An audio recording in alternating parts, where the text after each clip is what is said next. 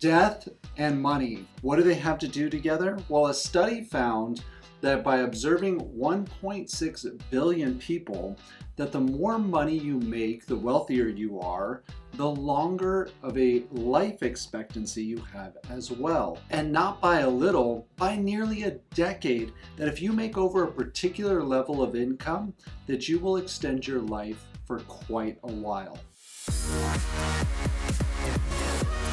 And this particular study was done by Nobel Laureate Angus Deaton, and he did an editorial called On Death and Money. In this editorial, he wrote, and I quote, "The infamous wealthy are not only richer, but much healthier." Money and retirement are heated topics when it comes to the US and in most Western countries. And for good reason, because wealth is health. Now, you have probably heard it the other way from your health professional that health is wealth, but this study actually proves that wealth is health. That as long as you're above this particular income, you will live longer. Deaton goes on to say, "It is as if the top income percentiles belonged to one world, the world of the elite, wealthy US adults, whereas the bottom income percentiles each belong to separate worlds of poverty, each unhappy and unhealthy in its own way." And when it comes to things going on financially around the world, we simply don't hear a lot about it. I don't know if you know this, but since the beginning of, or actually the middle of January 2023, there have been riots in the streets in France simply because they want to move the pension age back from 62. Now, when it comes to financial things, we don't hear a lot about it, or maybe we just don't pay a lot of attention to it. And if you haven't been paying attention, there has been rioting going on since the middle of January 2023, so almost 4 months.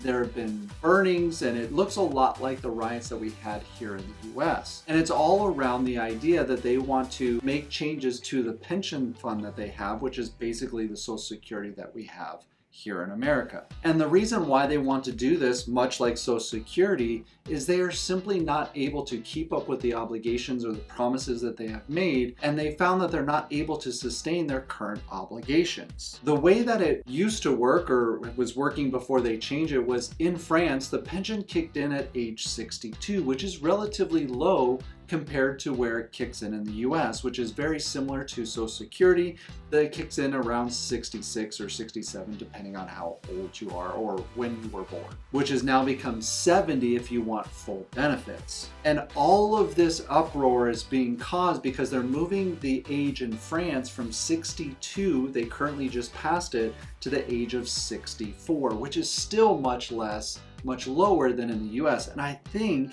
there's going to have to be future changes, and you will probably even see changes to Social Security here in the US from probably 70 to maybe 72, because we're running into the same issues where all of this money that's been going into these programs, you can make your own conclusions on what's happened to it, but they borrowed a lot from it, and people are living longer, so they are not able to sustain those obligations that they've made to their people. And unfortunately, these programs have simply become insolvent. Now, you might be asking, why is this correlated? I don't understand. I thought we were talking about if you make a certain amount of money, you're going to live longer, and now you're talking about pensions and Social Security. Well, here's the crazy thing, it all ties in together. Because if you think about it, you look at this graph here, there's about 80% of people who are born live to age 62 when we're talking about people who need Social Security the most. These are going to be more of people who are in poverty. But moving the retirement age to 70 drops that number from 80% of people being alive down to 60% being alive. So it's literally 25% less people will be eligible to even start receiving benefits, meaning you have a 25% chance of dying between the age of 62 and 72. Now, this reduction, this 25% reduction in the people who can claim benefits is great for these programs, and it's good for the government, it saves them money, but it's literally bad for everybody else. And the reason why it's so terrible is because the longer that people wait, the more poverty that they're in, and the higher likelihood it is for them to die. So it's not simply them moving the retirement age, people are dying in this process and will never have access to these programs that they've spent their whole life putting money into. But enough me ranting about the problems with retirement and the challenges that we're having around the world with people saving their own money and planning for retirement and who should be responsible. We will get to all of that later. But let's go into the study. And the reason why this study came about was because Angus Deaton wanted to answer a question. He wanted to figure out, does wealth actually equal health? And really the question Deaton wanted answered was, do differences in income associate with differences in life expectancy?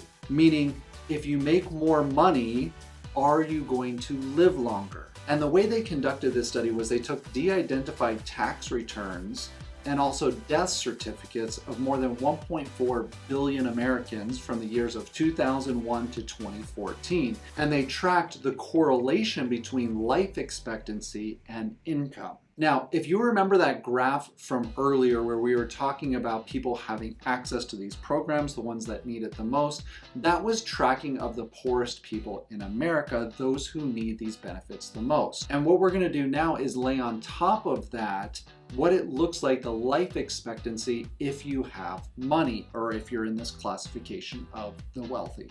And as you can see, if we compare these after the age of 40, you can see that there's huge discrepancies between 15 and 25% as you get older, meaning you're 15 to 25% more likely to live if you have more money, up to 25% as you get older. So you can, as you see, this grows bigger and bigger to about 25% difference if you simply have more money. And here's what's also fascinating is during this time frame, as things get better, as technology changes, they tracked from 2001 to 2014, also the differences of life expectancy because of changes like technology.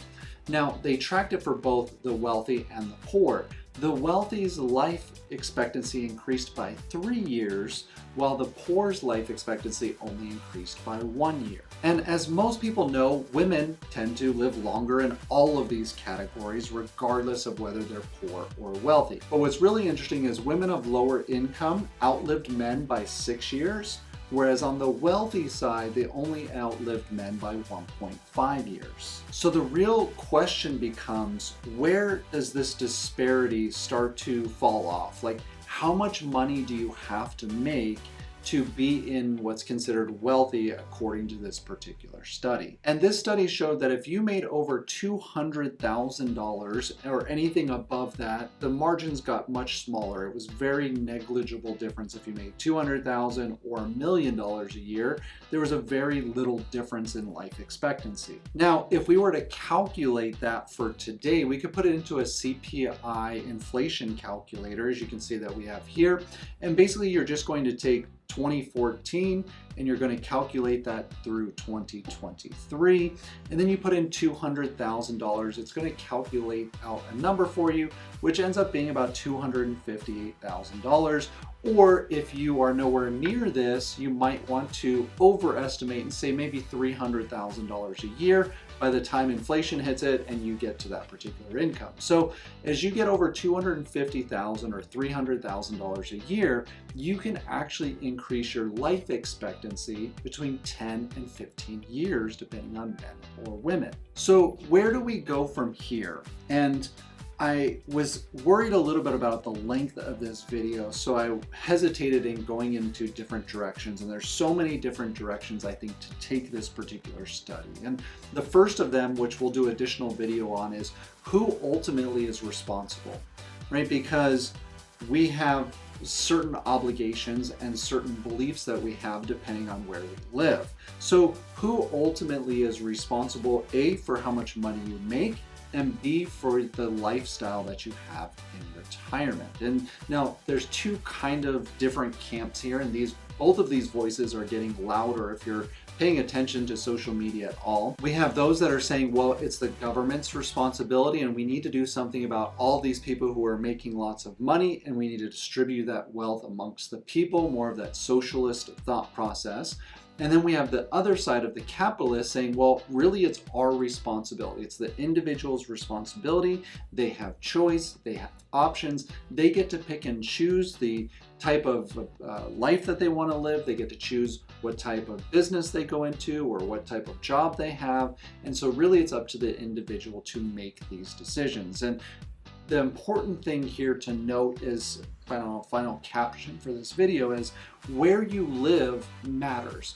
Because if you believe that the government should take care of you, then you're probably better off living in areas that have high levels of government expenditures. And we're talking about places like San Francisco and New York City, because they spend a lot more money on the poorest people. So if you plan on being in that camp where you're going to expect that the government is going to take care of you, the beautiful part in America is you still have options on where you live, and it might be a good idea to go to a city like that. Whereas if you believe that you are responsible for it and you want as little government interaction as possible, you might want to move to a city that has a much lower levels of government expenditures. These are going to be places like Nevada or Texas because they don't have state taxes, which really incentivizes those people who want to increase their income because it's a huge chunk. In California, it's like 13%. So if you could keep additional 13% of your income, that's a big deal by living in Nevada or Texas or a state that doesn't have state taxes. And the second is understanding what this study actually says and why it's important to make more money and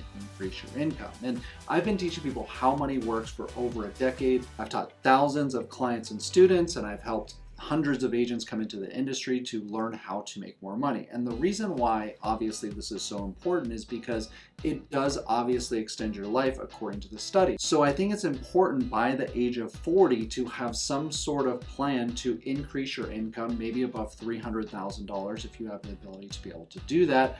And obviously this can be household income if you have a high earning spouse as well. And it would probably be an interesting idea to go into why, and obviously we can think about this theoretically, but why does it make that much sense that if you have more money, you can increase your life? Like, is it because of stress levels? Is it because of family units staying together? Is it all of the above? There are some additional questions that I have that this doesn't really cover, which I'll post here at the end as well. And if this was helpful for you, make sure you smash the like button and hit the subscribe as well. And I would love to see in the comments down below some of the things that stood out to you and maybe some questions that you have in some future videos that we can do. And don't forget to hit the little bell so you can see as the additional videos come out. And as always, I hope this was helpful for you, and I'll catch you later.